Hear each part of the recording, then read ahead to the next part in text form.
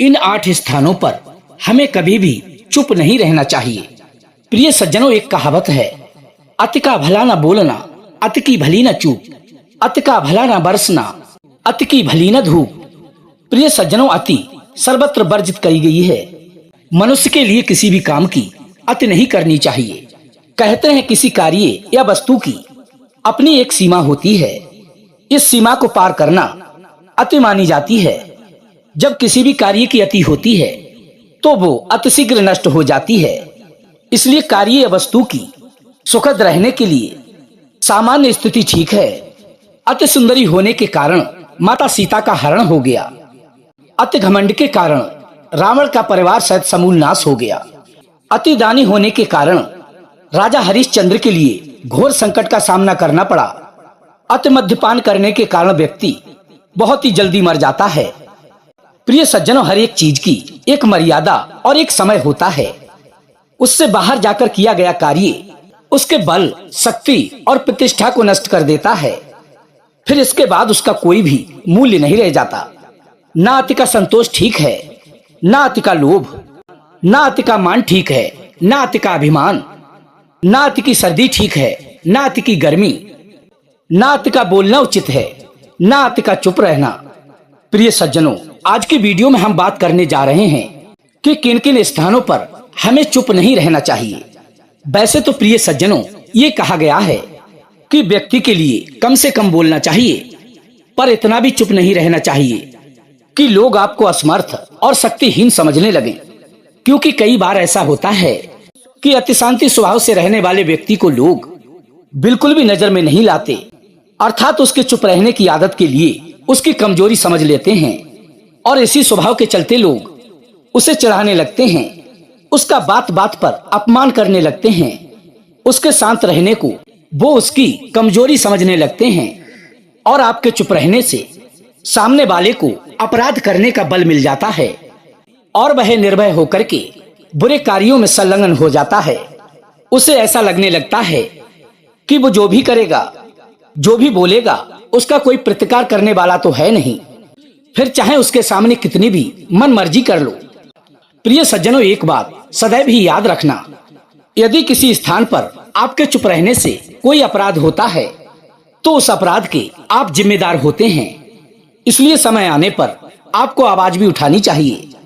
इससे होता क्या है कि आपका थोड़ा सा बोलना भी सामने वाले को कमजोर बना देता है और आपका ना बोलना उसके लिए शक्ति प्रदान करता है। प्रिय सज्जनों, इस बात का इतिहास गवाह है कि जिस जगह लोगों ने अपने मुंह पर ताले लगा लिए, उनके सामने गलत कार्य होते रहे, वहां भयंकर विनाश ही हुआ है। महाभारत का धूर्त क्रीड़ा भवन इस बात का साक्षी है।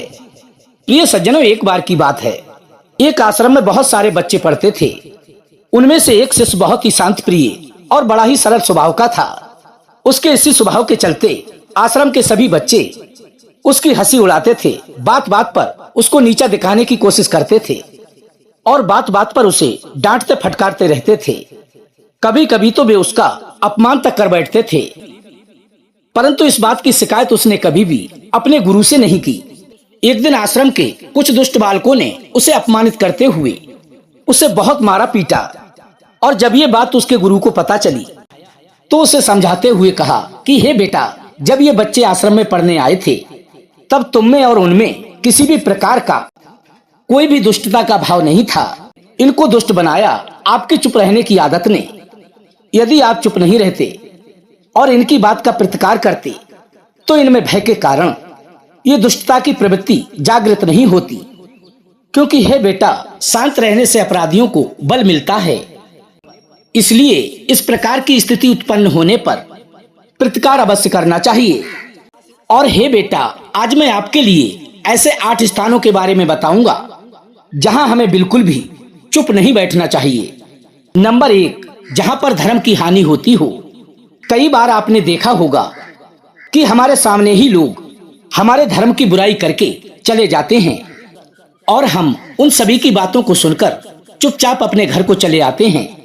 हम में से बहुत से लोग इस बात का प्रतिकार नहीं करते और उनका प्रतिकार न करने से हमारे धर्म के ऊपर पाप प्रबल हो जाता है और आगे चलकर हमारे धर्म को कुचल दिया जाता है। प्रिय सज्जनों, मैं तो यही कहता हूँ कि हमें किसी के भी धर्म की बुराई नहीं करनी चाहिए और अपने धर्म का अपमान होते हुए देखना भी नहीं चाहिए, क्योंकि धर्म ही मनुष्य की पहचान है, वरना हम धर्म के बिना तो पशु के समान हैं। जिस धर्म में दया ना हो उस धर्म को त्याग देना चाहिए। जिस स्त्री के अंदर प्रेम, समर्पण और विश्वास की भावना ना हो उस स्त्री को त्याग देना चाहिए। सदाचारी बनने के लिए धर्म विरुद्ध अर्थ और काम का त्याग कर देना चाहिए। ऐसे धर्म का आचरण ना करें जो भविष्य में दुखमय और समाज विरुद्ध हो। कहते हैं कि धर्म की रक्षा करने वाले को धर्म का चौथाई फल प्राप्त होता है। उसी प्रकार धर्म की रक्षा न करने वाले को पाप का चौथाई हिस्सा मिलता है। जिस स्थान पर धर्म को दबाया जाता है, दुर्बल दीन असहाय लोगों को सताया जाता है, वहां हमारी आने वाली पीढ़ियों को नष्ट करने जैसा समझना चाहिए। जो मनुष्य अपने धर्म की रक्षा के लिए आवाज उठाता है वही मनुष्य श्रेष्ठ है, क्योंकि धर्म की रक्षा से ही देश की रक्षा होती है। प्रिय सज्जनों, दूसरा स्थान वो है जहां हमारे पद, प्रतिष्ठा और सम्मान की बात हो, वहां भी हमें बिल्कुल भी चुप नहीं रहना चाहिए। प्रिय सज्जनों, इस संसार में ऐसा कौन सा मनुष्य है जो सम्मान से जीना नहीं चाहता, जिसका सम्मान नहीं, जिसकी समाज में प्रतिष्ठा नहीं। ऐसे व्यक्ति का होना और ना होना एक ही बात है। हमें अपने सम्मान के लिए जीना और मरना चाहिए। जिस स्थान पर आपके सम्मान का सवाल हो वहां हमें बिना डरे, बिना संकोच के बेधड़क बोलना चाहिए। यदि ऐसे स्थान पर व्यक्ति चुप रह गया तो वो जीवन भर अपने सम्मान के लिए तरसता रह जाएगा। नंबर 3, प्रिय सज्जनों, तीसरा स्थान वो है जिस स्थान पर मानवता को शर्मसार किया जाता हो, जहां मानवता की हत्या हो रही हो, इंसानियत को कदमों तले रौंदा जाता हो।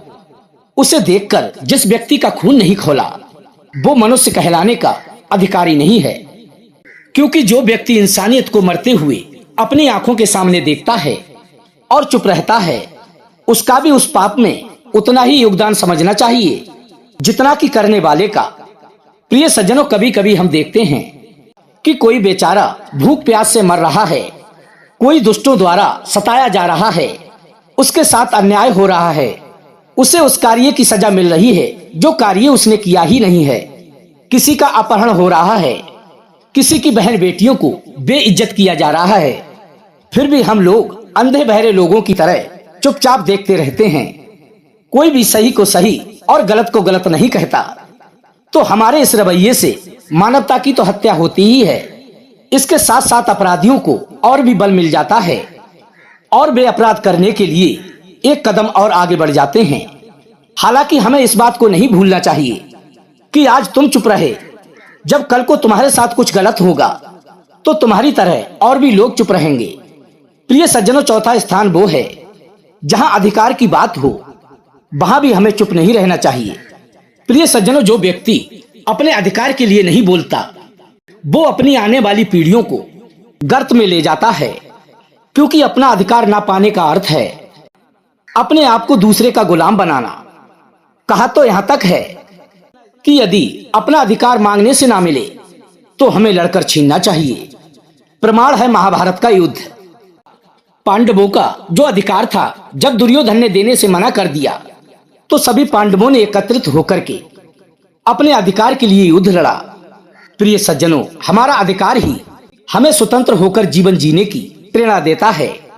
इसलिए इस बात का ध्यान रखें, जहां अपने अधिकार की बात हो और न्याय सम्मत हो वहां हमें बिल्कुल भी चुप नहीं रहना चाहिए। पांचवा स्थान वो है गुरु, ईश्वर और स्वामी की निंदा की जाती हो, वहां भी हमें प्रतिकार अवश्य ही करना चाहिए। प्रिय सज्जनों, सोचो, जिसने हमें जन्म दिया, जिसने हमें ज्ञान दिया, जो हमारा पालन पोषण कर रहा है, यदि हम उसके लिए नहीं बोल पाए तो फिर तो हमारा जीवन बिल्कुल ही बेकार है। मनुष्य के जीवन में ये तीनों पात्र बहुत ही महत्वपूर्ण हैं।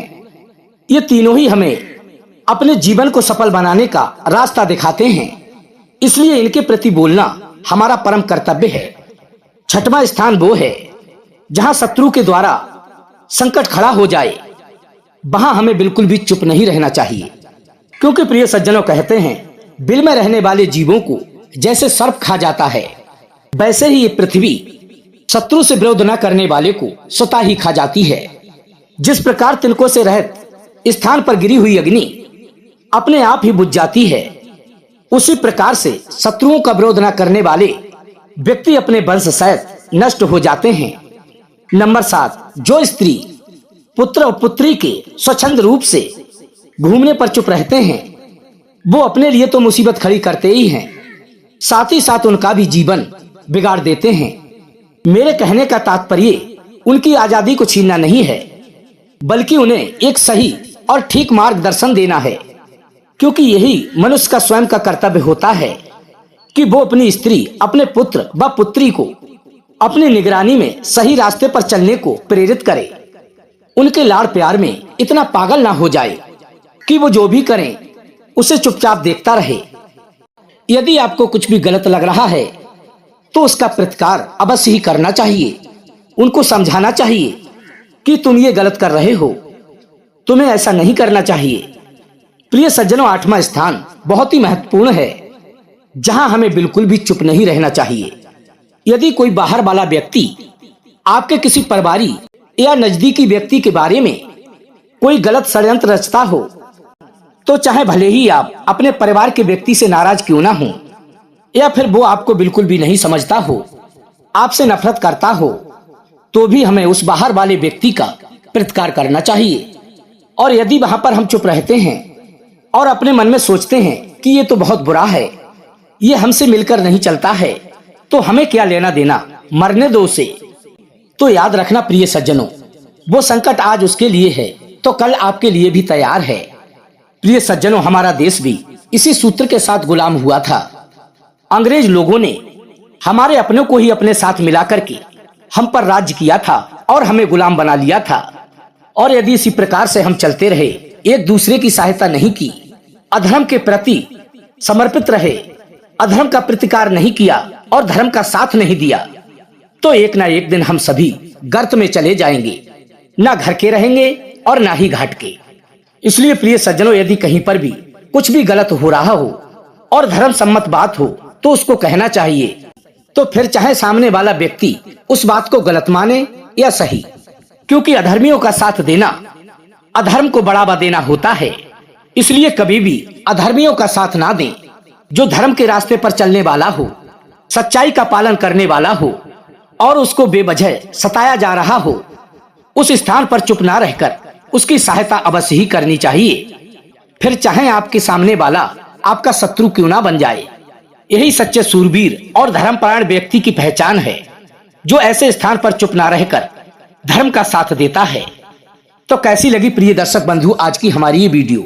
यदि वीडियो पसंद आई हो तो वीडियो को लाइक करके चैनल को सब्सक्राइब कर लेना।